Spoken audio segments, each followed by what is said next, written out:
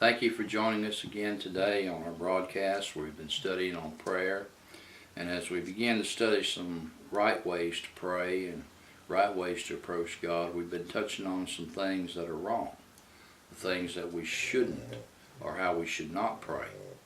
And I hear him in the book of James. He gave us a couple of reasons here why we don't have the things from God that that we want and we ask for. He said in verse 3 of chapter 4 of James, he said, "Now, in verse 2, you lust, you have not, you kill and desire to have and cannot obtain, you fight in war.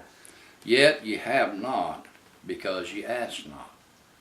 Now, here's the first reason we don't get anything more from God than what we do. We don't ask Him for it. God doesn't want to hear His children saying, "Well, God, you know all my needs.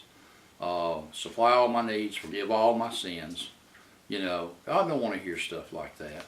He wants us to be specific. Like in the model prayer, Jesus said, "Give us this day our daily bread." They ask for something specific.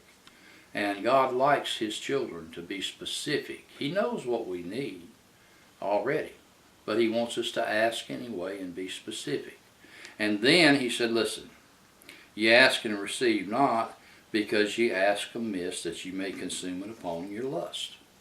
Now, God's not going to hear prayers that we pray strictly to fulfill our lust, our wants.